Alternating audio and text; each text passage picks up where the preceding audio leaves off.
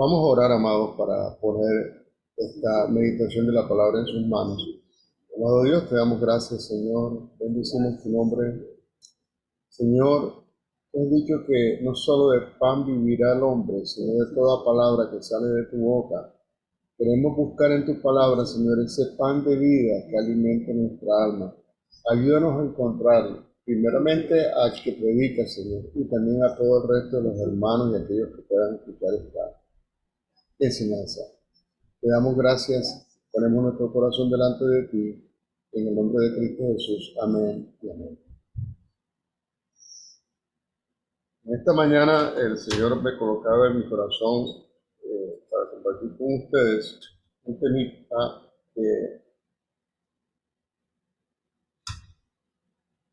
que es uno de los aspectos más importantes en la predicación y en la vida cristiana, es la importancia de la consolación. La importancia de la consolación. Muchas veces en la palabra se habla del ministerio de la consolación, pero esa palabra ministro yo he querido sacarla porque es que normalmente nosotros hoy en día lo afincamos con algo de superioridad, de grandeza, pero la palabra ministro no era usada con ese objeto. La palabra ministro era usada con el objeto de decir quien hace una labor, quien hace un trabajo. Y quien tiene que hacer una labor, y quien tiene que hacer un trabajo, ¿qué es lo que es? No es alguien que venga a estudiar, es un siervo. Porque es quien tiene que desarrollar una labor. Y en muchas labores que el Señor nos ha puesto a ejecutar dentro de nuestra vida cristiana, predicar, orar por los enfermos, profetizar si tenemos el don y el ministerio, pero todo eso que conlleva a llevar a las personas una consolación, sea por Dios. El verso en el que he querido centrar esta enseñanza está en Isaías 58, del 3 al 12. Del 3 al 12.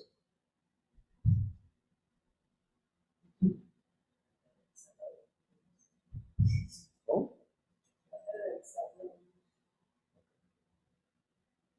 Dice la palabra, ¿por qué dicen ayunamos y no hiciste caso? Del 3 al 12.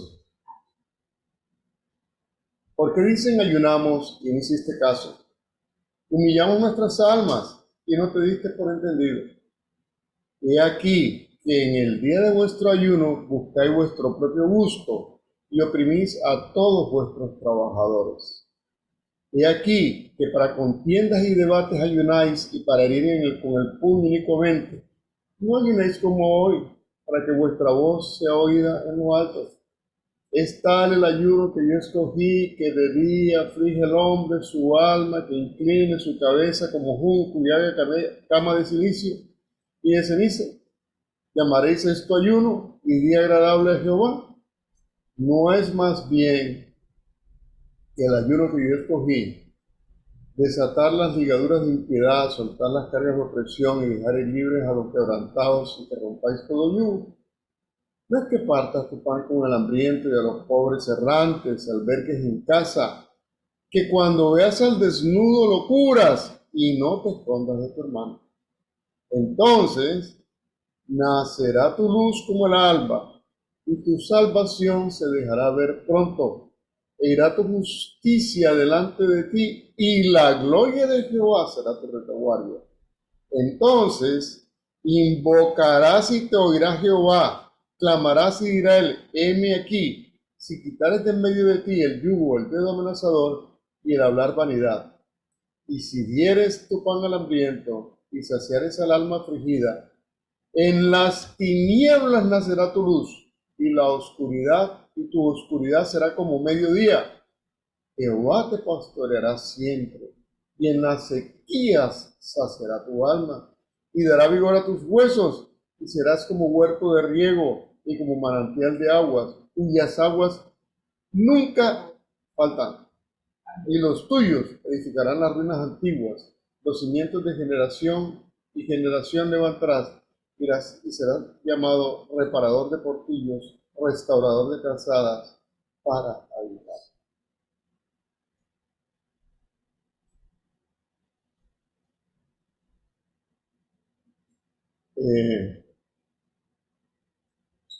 Usted me dirá, hermano Ramón, según usted strike, peló bola por tercera vez, eso no tiene ninguna relación con la consolación. Pues sí lo tiene, de hecho fue el verso que el Señor usó para que mi esposa titulara su ministerio como Iglesia Casa de Consolación. Y la que abrió en La Guajira se llama Casa de Consolación, y ella propende y lucha por abrir acá se llama Casa de Consolación. Porque dice en el verso 12, serás llamado reparador de portillos, restaurador de calzadas, para. Pero toda esta enseñanza de Dios que llega hasta el punto de la consolación comienza por una parte. ¿Por qué dices ayunamos y humillamos nuestras almas y no te diste por entendido? Entonces, la consolación es una tarea que implica ayudar a las personas en sus necesidades, muchas veces con medios materiales, como bien lo dice el Señor en estos versos del libro de Isaías, pero también con oración y una labor espiritual. El punto es que todos queremos ser consolados, pero muy pocos queremos consolar. Esa es una actitud muy humana. ¿Qué puedo recibir yo? Y no me importa lo que yo puedo dar. El tema es que me van a dar a mí. Ese CBY es algo que todos tenemos impreso aquí en la mente. Creo que por herencia de nuestro padre Adán. Y es algo con lo que los seres humanos tenemos que estar peleando todo el tiempo. ¿Cuáles son mis necesidades y cuáles son las necesidades?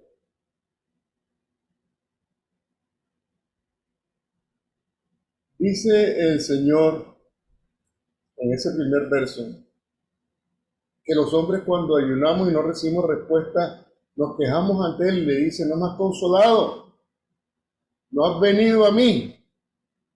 Y tenemos el atrevimiento de imprecar contra Dios. Pero Dios nos dice en la parte B de ese verso, he aquí que en el día del ayuno buscáis vuestro propio gusto, lo que estamos diciendo. Primero lo mío, y oprimid a todos vuestros trabajadores. Y dirá usted, pero yo no tengo medios para tener trabajadores, así que yo no tengo trabajadores. Algo que me ha revelado el Señor es, todos tenemos siervos y consiervos. En cualquier parte usted los puede encontrar. Me traía reflexión el Señor esta mañana cuando meditaba en esta palabra, el tema de los muchachos que pasan por las puertas de nuestras casas con las palanganas vendiendo frutas.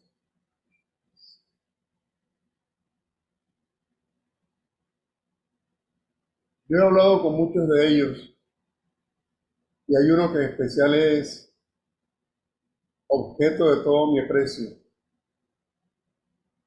Y esos muchachos se levantan a las 3 de la mañana a ir al mercado a comprar fruta. Les voy a narrar un poco lo que es la vivencia de una persona que se dedica a este oficio. Se levantan a las 3 de la mañana a comprar la fruta o la verdura o lo que sea que vayan de vender. Entonces les toca con lo que ellos llaman palangana, ¿no? Con ese recipiente grande donde ponen la fruta que pesa, especialmente el que vende aguacate, pesa 1 tonelada. Venirse a pie desde el centro. Acá mi barrio está llegando a las 9, 10 de la mañana. Estuve mirándolo en Google. Son 7 kilómetros en línea recta. Póngale que con los vericuetos son 8 o 9 kilómetros. Porque sabe usted, hablando con ellos, los buses muchas veces no los toman. ¿Por qué no los toman? Porque ellos se van a subir con un recipiente grande, ya que les quita puesto para otro pasajero. A veces algunos choferes aceptan traerlos y acercarlos de pronto a la vía 40, que es la parte norte, pero les exigen que paguen 3 pasajes y muchas veces no lo tienen. Y un taxi fuera de todo orden. Solo los que tienen negocios más prósperos que estén ubicados en sitios fijos en su barrio, ellos de pronto sí tienen un capitalito de pronto que les da para ir porque traen también ya demasiada mercancía. Ustedes los ven esos taxicitos todos viejos que paran por allá por el mercado y llegar a su barrio para traerla. ¿Y por qué me quiero centrar en esto? Porque cuando estábamos en la situación más difícil nuestra, cuando mi esposo y yo estábamos pasando por una de las situaciones económicas más delicadas, yo me puse a hablar con un muchacho de estos. Y estoy hablando del año 2018, comienzo de 2019. Y él se me había perdido como por una semana. Y le dije, mijo, ¿qué te pasó? Y me dijo, patrón, es que me ha ido tan mal que me tuve que comer el plante. Ellos llaman el plante a esa pequeña porción del capital que manejan todos los días que no deben tocar, porque eso es lo que les va a servir para ir al día siguiente a las 3 de la mañana a comprar sus productos. Y yo estaba pensando en alguna cantidad importante y le dije, mijo, ¿y cuánto es ese plante? Dijo, 35.000 pesos. Yo que estaba, como dicen a veces los muchachos hoy en día, en la inmunda, para mí 35.000 pesos no eran nada. Yo salía con mi carro a hacer in-driver y hacía lo uno y hacía lo otro, mi esposo hacía comida. Y la verdad que para nosotros 35.000 pesos no era lo que nos iba a trancar en la vida. Para este muchacho, 35.000 pesos eran todos los objetos. Y entendí que entonces él era mi siervo. Él dependía de mí. Esa es una persona que Dios ha puesto para que uno le ayude. Ese es mi trabajador. Le doy gracias a Dios por cada uno de ellos que coge un recipiente para salir a vender y no que cogen a sus 2, 3 niños pequeños y comienzan a caminar las calles pidiendo limosna, sino que se esfuerzan por salir adelante. Y nosotros deberíamos valorar eso y reforzar eso. Aquí en mi barrio han habido 2 o 3 entidades que han venido a vender verduras, empresas grandes.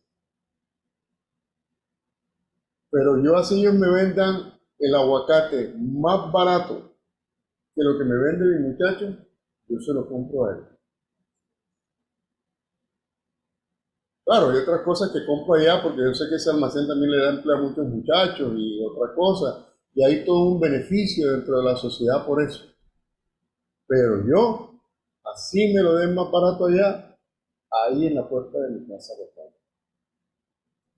Porque eso es algo que yo he entendido como mi oficio, como mi ministerio, como algo que tengo que hacer, tengo que aportar algo para que ellos saquen adelante. Y dentro de este gremio no cree usted que es que ellos son borrachines, no.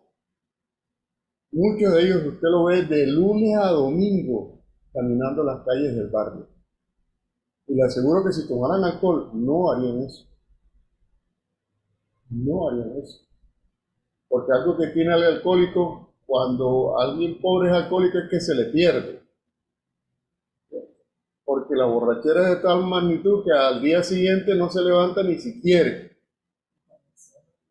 Pero es más aún, les puedo decir, dentro de este ministerio hay hombres que a pesar de ser un trabajo tan duro de lunes a sábado, el domingo no es que no se sienten ni siquiera a tomar cerveza o tomar trago, y es que ni siquiera se sientan a descansar, sino que se ponen su mejor ropita y salen a predicar.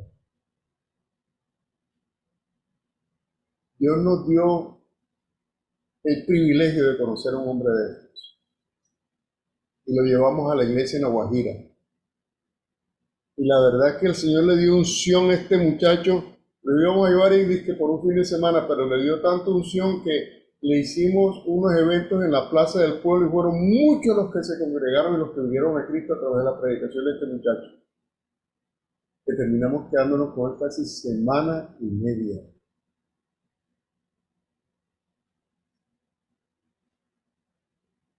Y yo, como era familiar de un conocido, le averigué con el conocido cuánto era lo que él ganaba en el día a día y hablé con los hermanos de la iglesia y buscamos que la ofrenda que le dimos fuese compensando día por día con creces lo que él se ganaba aquí vendiendo aguacate. Queríamos darle el mensaje que Dios le decía, por servirme a mí, dejaste lo con lo que yo te mantengo. Pueden venirle muchas inquietudes a él. Voy a perder mi clientela, la estoy perdiendo por muchos días, me puedo perder 1 o 2 días porque me dio una gripa, pero ya son semana y media perdido. Cuando regrese de pronto ya otro ocupó mi espacio, porque ellos tienen como áreas donde ellos trabajan. Pero a ese muchacho no le importó eso. Él ni sabía cuánto era lo que le íbamos a dar. Y dijimos, quédate más tiempo. Y se quedó sirviendo a Dios. De manera que oprimimos nosotros a vuestros trabajadores. Cada uno de nosotros debe mirar internamente lo que se da. Y dice la palabra en el verso 4, he aquí que para contiendas y debates ayunáis, y para ir con el puño inicuamente. O sea, donde tenemos ahí la parte de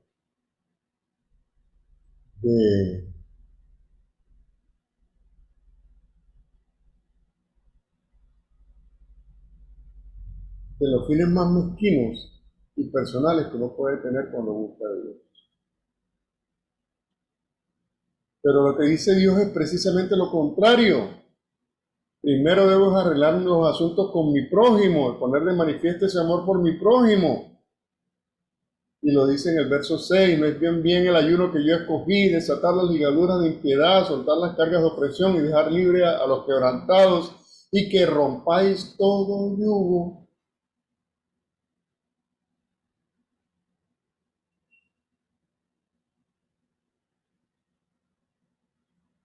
O sea, nos insta al Señor no solo a amar a nuestro prójimo, como dejó en las enseñanzas de Moisés, sino que debemos ir más allá y estar dispuestos a consolarnos en sus aflicciones.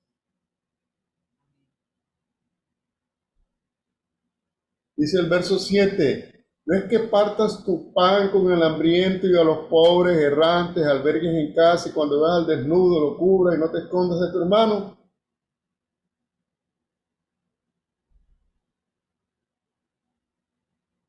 Porque son hermosas las promesas que tiene Dios para quienes aceptamos este reto que Él nos está colocando. Eso es escritura.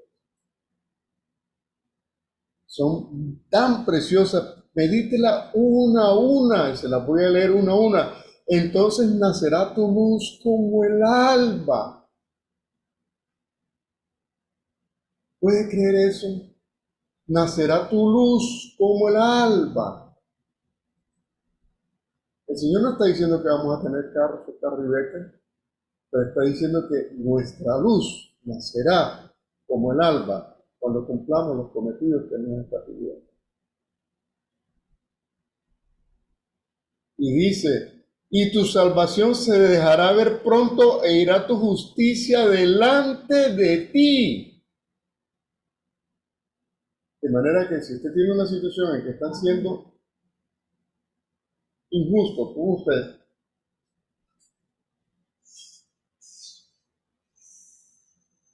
si usted tiene una situación en la que están siendo injustos con usted, usted debe entender que Dios, tarde que temprano, le hará justicia. Y así usted fallezca, usted lo verá. Si Dios nos permite verlo, pues lo estemos en su presencia, en los hijos o en los hijos de sus hijos. Cuando yo fui a vivir a Cartagena, eh, mi hermano empezó a trabajar en un banco, mi hermana mayor ya estaba estudiando medicina y los dos menores estábamos estudiando. Y gloria a Dios porque no tuvimos que ver nuestra orfandad, nuestro padre había muerto y todos ellos se esforzaron. Mi hermano, la que estudiaba medicina, vendía prendas, buscaba un modo de sustento. Y mi madre, sobre todo, recibía estudiantes en la casa para darles comida. Pero a veces había algunas situaciones de algunos muchachos que o no les pagaban o, o definitivamente realmente no tenían con qué comer. Y a pesar de eso, mi madre les servía un plato de comida a la mesa. Eso, yo tendría 10 años, 11 años, a mí me enfurecía. Yo pensaba, mamá, ¿qué está haciendo? Estos vagos yo sé que se gastan la plata que les manda el papá en trago y en viejas y ni siquiera estudian. Y mi mamá entonces viene, lo poquito de lo que nosotros tenemos, les da la comida gratis. Pero sabe una cosa, la justicia de Dios es siempre. Más tarde en mi vida tuve situaciones en las que no tuve pan en la mesa de mi casa y pude ver cómo Dios proveía el pan en la mesa de mi casa. Y el Señor me recordó que más que todas las cosas era retribución a aquella acción de mi madre. Ella, gracias a Dios, nunca vivió esa situación, porque mis hermanos mayores prosperaron y pudieron tener sus profesiones y de una u otra forma ella siempre estuvo bien cuidada por ellos. Pero yo llegué a vivir algo de eso y pude entender lo que es la misericordia y la justicia de Dios. De manera que es hermoso lo que nos está diciendo el Señor aquí. Nacerá tu luz como el alba, y tu salvación se dejará ver pronto, e irá tu justicia delante de ti. Y dice más hermoso, y la gloria de Jehová será tu retaguardia. Es decir, no tengamos temor de que fulanito me la va a aplicar. Es que en el trabajo sultanito me va a hacer la extraña y me va a meter en un lío. Confía en Dios. Él está diciendo que Él es nuestra retaguardia. Él está diciendo que Él cuida nuestras espaldas, en otras palabras, de aquel enemigo que no vemos y que ni siquiera sospechamos. Debemos creerlo en nuestro corazón. Es la promesa hermosa que Dios da para cuando tenemos un corazón dispuesto a cumplir lo que Él nos está pidiendo. En el 9 continúa el Señor derramando de sus bendiciones. Y aquí la clave. Entonces invocarás y te oirás Jehová, clamarás y te dirá él, heme aquí. En otras palabras, es la puerta certera para tener respuestas a nuestras oraciones. Mucho se ha dicho sobre lo que Jesús dijo sobre la certeza de la oración, pero este verso del Antiguo Testamento nos confirma lo que el Hijo de Dios nos dijo en el Nuevo Testamento. Hay una certeza que Dios está diciendo, pongo mi palabra por testigo, que tú haces esto y habrá respuesta. No quiere decir que la respuesta va a ser complaciente, pero la respuesta va a ser benéfica. Así sea negativa y sea mala.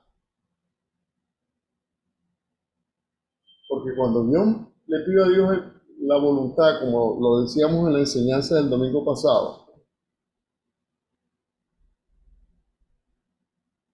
muchas veces cuando pedimos a Dios que nos oriente en su voluntad, tenemos un trasfondo en el CBY. El trasfondo es, sí Señor, pero que tu voluntad sea la mía. Pero eso no es siempre lo que vamos a obtener. Cuando le decimos que tu voluntad sea en mi vida, va a ser la voluntad de Él. Y muchas veces no nos va a gustar. Pero téngalo por seguro que el fin será bueno. Porque Él lo ha dicho. Es un condicional importante que Él está estableciendo aquí para recibir mis oraciones y peticiones en los cielos y que éstas sean contestadas. Jesús mismo lo afirmó en cuanto al tema de que debo estar en paz con los que están a mi alrededor para poder llegar delante de Dios a presentar una oración, un ayuno, una petición.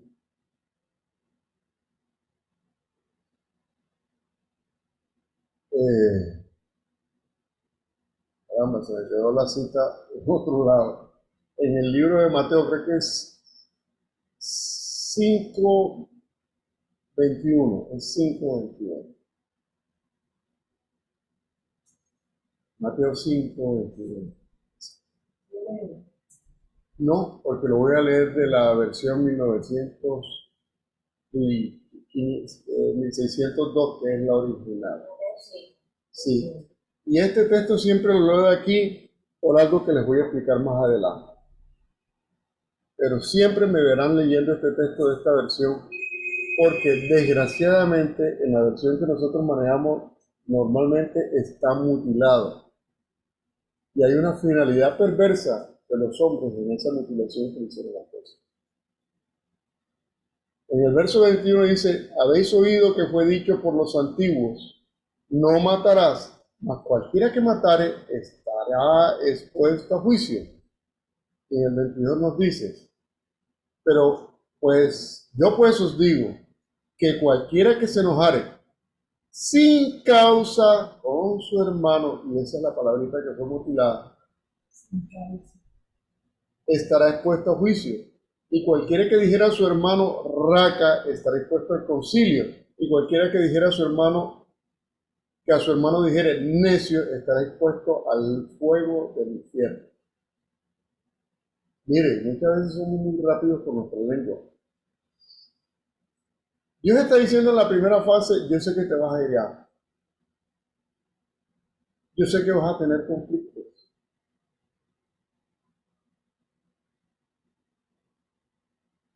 Pero mira cómo manejas esos conflictos.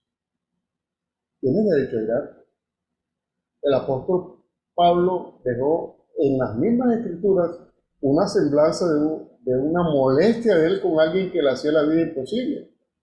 Alejandro el Calderero, nunca se me olvida el día que encontré esa frase.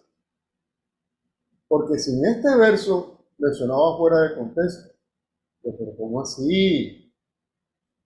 Si allá en Mateo 5:20 dice, cualquiera que se enojare con su hermano. Eso es. Cualquiera que se enojare sin causa.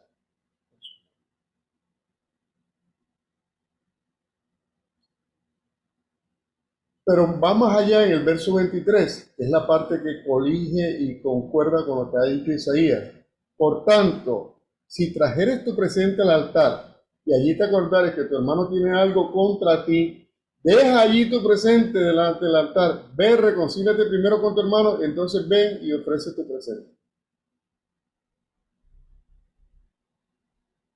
Veamos en detalle esta frase. Si te acuerdas que tu hermano tiene algo contra ti, es decir, no es que yo sea el ofendido, es que yo fui el ofensor.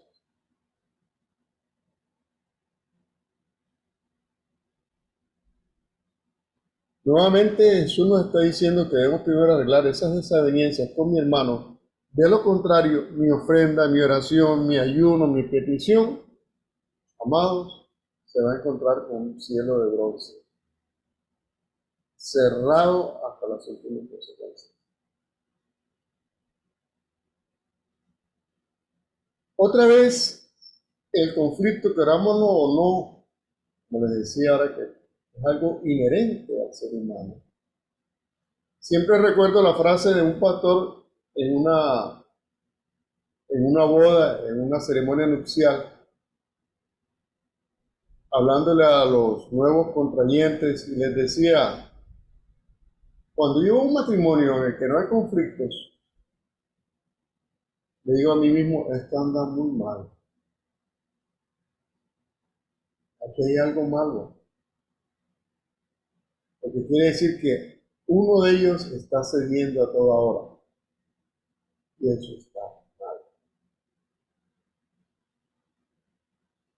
El punto no es tener conflictos, el punto es cómo manejamos los conflictos. Si yo permito que el conflicto da para que estalle de mi corazón y brote de mi corazón todo resentimiento y toda palabrería, y entonces me acuerdo del conflicto que tuvimos hace 10 años, y el de hace 20, y el de hace 30, y sobre todo uso palabras obscenas y que van a herir a la persona, estoy haciendo mal manejo del conflicto.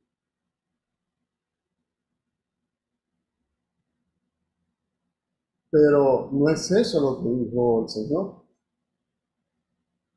Las personas que gobiernan este mundo quieren llevar a la humanidad al falso convencimiento de que ser tonto agrada a Dios.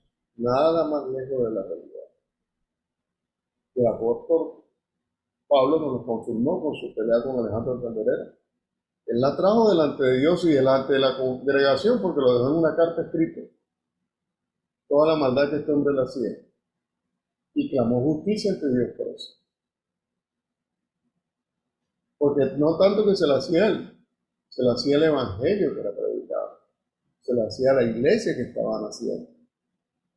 De manera que era grande el daño que este hombre podía hacer.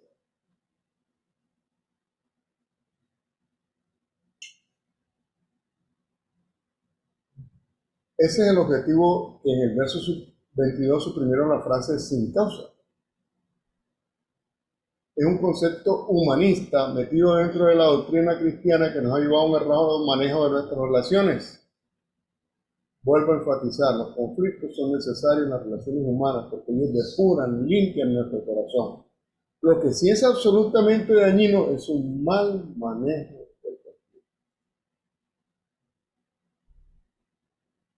Pero volviendo a nuestro texto guía, luego de las hermosas promesas ante la obediencia de su palabra en la parte B, el verso 9, el Señor nos insta a abandonar toda actitud egoísta, sin quitar de en medio de ti el yugo, el dedo amenazador y el hablar vanidad. Sin quitar de en medio de ti el yugo, el dedo amenazador y el hablar vanidad.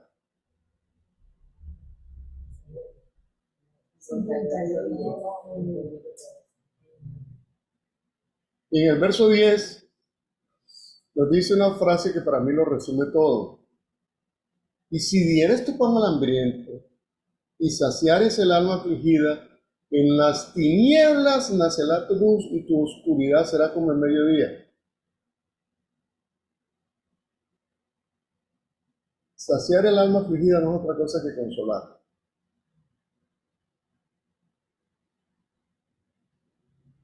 Implica que debemos dejarnos usar por Dios para llevar consolación a aquellos que sufren.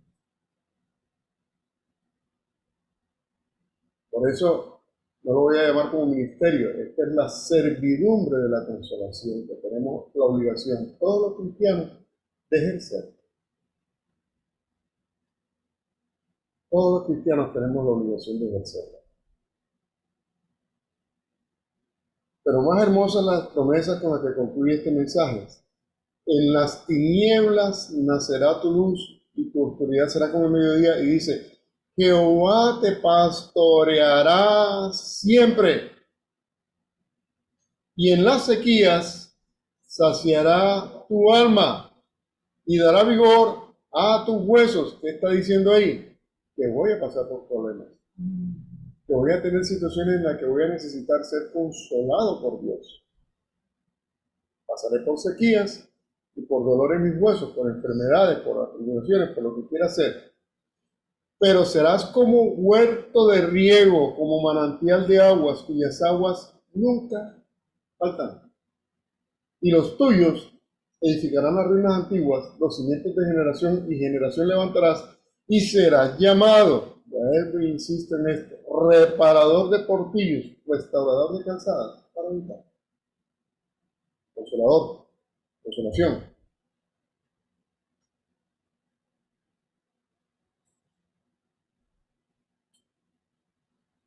El verso 11 encierra una verdad que nos dice cómo Dios nos prepara para ser consoladores. Para ser consoladores, requerimos ser consolados. En la sequía saciará tu alma y dará vigor a nuestros huesos. Primero pasaremos por sequías, para que luego podamos ser llenos del agua del Espíritu Santo y darla como huerto de riego a aquellos que tienen sed. Eso fue lo que Jesús dijo en Juan 4, del 9 al 14. En Juan 4, del 9 al 14, el Señor se enfrenta, pues, tiene este intercambio con la mujer samaritana, ¿verdad? Y la mujer samaritana le dijo: ¿cómo tú, siendo judío, me pides a mí de beber que soy mujer samaritana? Porque judíos y samaritanos no se tratan entre sí. Y Jesús le responde: si conocieres el don de Dios y quién es el que te dice, dame de beber, tú le pedirías y él te daría agua viva. La mujer le dijo, un poco bien burlona, ¿no? Señor, no tienes con qué sacarla y el pozo es hondo. ¿De dónde pues tienes tu agua viva? ¿Acaso eres tú mayor que nuestro padre Jacob, que nos dio este pozo, del cual bebieron él, sus hijos y sus ganados? Respondió Jesús y le dijo: cualquiera que bebiere de esta agua volverá a tener sed, mas el que bebiere del agua que yo le daré no tendrá sed jamás, lo que nos estaba diciendo en Isaías, sino que el agua que yo le daré será en él fuente de agua que salte para vida eterna.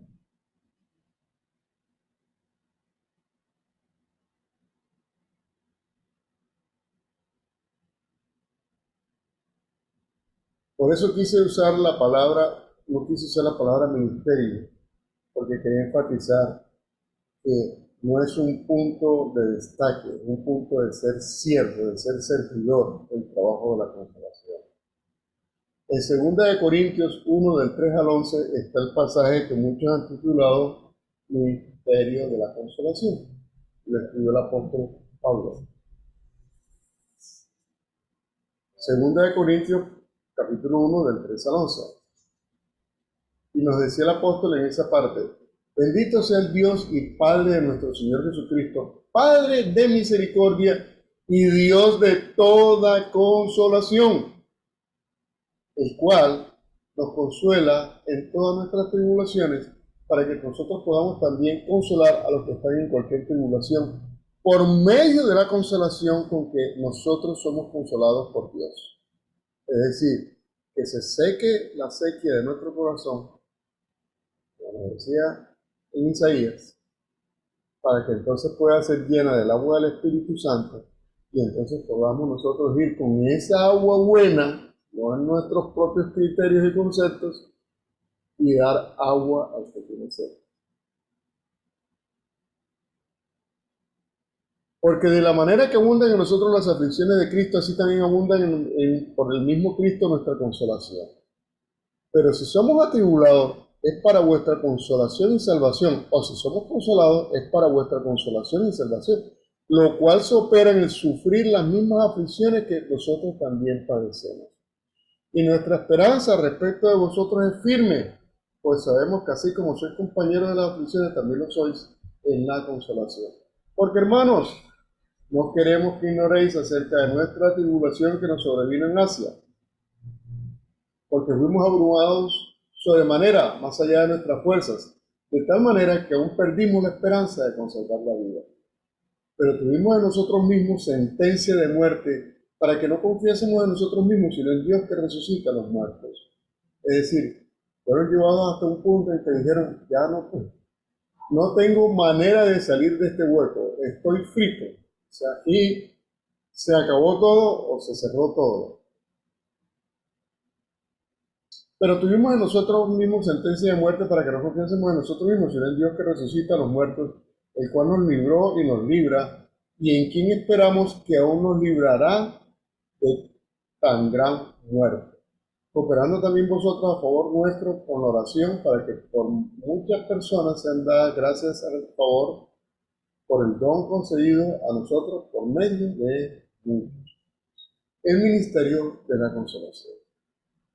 El pastor Wilkerson había escrito un texto que les quiero compartir con ustedes y él decía en su momento, el apóstol Pablo dijo, el Señor nos consuela en todas nuestras tribulaciones para que también podamos nosotros consolar a las que están en cualquier tribulación por medio de la consolación con que nosotros somos consolados por Dios. Ya lo vimos en verso 4 del verso que acabamos de leer. Uno de los ministerios más necesitados en la iglesia de Jesucristo hoy en día es el de la consolación, consolando a otros en sus problemas y aflicciones. Muchos creyentes simplemente no saben a quién acudir cuando están sufriendo. Cuando realmente estoy sufriendo, no quiero leer un libro que describa 10 pasos sobre cómo encontrar la victoria o acudir a un evangelista de renombre que me impacte. Ninguna de estas es la respuesta, porque ninguna llegará a la raíz de mi sufrimiento. No. Yo quiero hablar con una persona común y corriente que haya sufrido y lo haya superado, alabando a Dios, consolada y llena de fe. Ese es el que tiene el tarro lleno del agua viva que salta como fuente para el eterno. Y continúa el pastor Wilkerson. Son las personas que sufren las que reciben el consuelo del Señor. Conocen la simpatía de Jesús porque su voz les ofrece verdadero consuelo en su hora de oscuridad. Estos enfermos se enriquecen en recursos espirituales, desarrollan una confianza que nace de haber soportado tribulaciones y pruebas. Lo mejor de todo es que Dios les ha dado una influencia que no podrían haber obtenido de ninguna otra manera.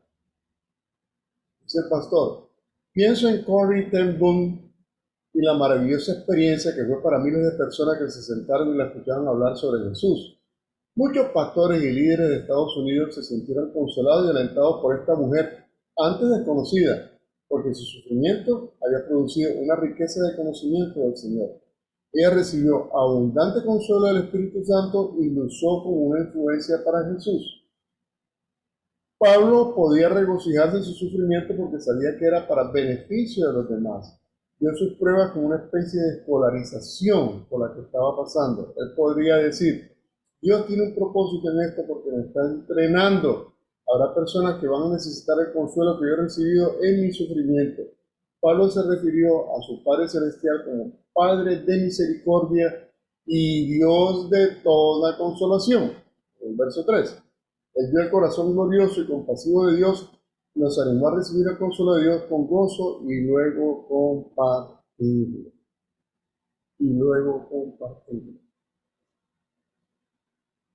Cornelia Arnolda Johanna, o más apoyada como Corrie ten Boom, es una mujer que nació el 15 de abril de 1892 y murió el 15 de abril de 1983. ¿Qué coincidencia? De 15 a 15, el día de su cumpleaños murió. Ella fue una sobreviviente del Holocausto. Ella, entiendo que no era judía, pero sintió compasión de los judíos y de la persecución que estaban sufriendo. Y en su casa, dicen los cronistas, en la parte de la trastienda de su casa, hicieron un cuartico ciego, que no se viera, y ahí guardaban judíos, hasta 10 personas dicen que cabían ahí cómodamente, ahí guardaditos, y la Gestapo siempre iba a revisar los barrios y entraba a las casas y no los encontraba. Dice este cronista de Cornelia, dice que ella inició un centro de rehabilitación para sobrevivientes de campos de concentración, así como un ministerio global para predicar el poder del perdón. El padre de Cory, Casper, entonces de 34 años, fue llevado a la prisión de Schiveningen. Murió 10 días después. El hermano de Cory, Willem, un ministro reformado holandés, fue liberado gracias a un juez comprensivo. Y la hermana Nolly también fue liberada. Esto porque alguien pues los denunció ante las Gestapo. Durante los 10 meses siguientes, Cory y su hermana Bessie, ella sí, bueno, trasladadas también al campo de Schiveningen, el campo de concentración en Países Bajos, y finalmente terminaron en el campo de concentración de Ravensbrück, cerca de Berlín, el campo de mujeres más grande en territorios controlados por los alemanes. Ya se pueden imaginar todas las vejaciones que una mujer recibía. Violación era de pronto lo más. Que quedara embarazada y le sacaban al niño, a la brava. Un objeto, era un recipiente, una cosa ahí que no importaba ni venía. Las condiciones de vida eran tan brutales, con razones exiguas y una disciplina dura. Aún así, Bessie y Cory llevaban a cabo servicios secretos de oración en sus barracones y utilizaban una Biblia holandesa de contrabando. El punto es que el 16 de diciembre del 44, Bessie muere por hambre, por física inanición y falta de atención médica.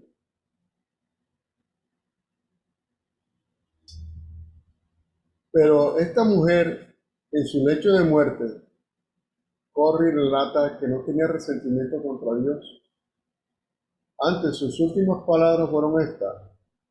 Le decía a su hermana, estate atenta, debemos decirle, o sea, a las demás personas, ella tenía la fe de que si ella no sobrevivió, su hermana sí iba a sobrevivir y iba a salir de ahí. Debes decirle, contarle a las personas lo que hemos aprendido aquí. Debes decirle que no hay pozo tan profundo que él no sea aún más profundo para sacarnos de ahí. Nos escucharán, Cory, porque hemos estado aquí. Consuela. Una mujer llena de consolación hasta lo más íntimo de sus células. Finalmente ella fue liberada y la descubrió el pastor, el ministro, el evangelista famoso de Estados Unidos, ¿cómo es? Él la descubre y él es el que, Billy Graham, y él la lleva a todas sus convenciones y el testimonio de esta mujer trae a muchas personas a Cristo. Entonces, hermano Ramón, usted me está diciendo que para yo consolar a alguien con cáncer yo tengo que sufrir cáncer. No, no, porque en el libro de Hebreos 4, del 14 al 16, nos dice algo con respecto a Jesús en ese sentido. Nos dice, por tanto, teniendo un gran sumo sacerdote que traspasó los cielos, Jesús, el Hijo de Dios, retengamos nuestra profesión, porque no tenemos un sumo sacerdote que no pueda compadecerse de nuestras debilidades, porque Él ha sufrido. Dice, sino uno que fue tentado en todo, pero sin pecado, pero Él no cayó como caemos nosotros. Acerquémonos pues confiadamente al trono de la gracia para alcanzar misericordia y dar gracia en el oportuno socorro. Básicamente las mayores afrentas que recibió Jesús fueron físicas y algunas emocionales, como el desprecio de toda la clase dirigente de Israel. Pero no podemos decir que Jesús, aunque era hijo de una clase bien pobre, como eran los artesanos, pasó hambre ni necesidad. Si necesitaba, multiplicaba la comida. Si necesitaba dinero, mandaba que cogieran un pez del mar y que abrieran la boca y ahí estaba la plata precisa que necesitaba. Si alguien tenía necesidad de vino, cogía un agua y se la convertía en vino. Entonces, por eso Jesús no va a tener cuidado de nosotros cuando tengamos aflicciones económicas. No. Él va a tener cuidado de nosotros cualquiera sea la aflicción. El punto importante de la escuela de Dios para nosotros con la consolación es que tal como dijo la hermana de Corey, Dios permite que pasemos por situaciones difíciles para que nuestro corazón sea consolado y sepamos que hay respuesta de Dios. Y cuando encontramos a alguien en esa necesidad, podemos decirle con absoluta convicción, ¿sabes qué? Yo estoy seguro y convencido que el Dios al que yo sirvo tiene respuesta para ti.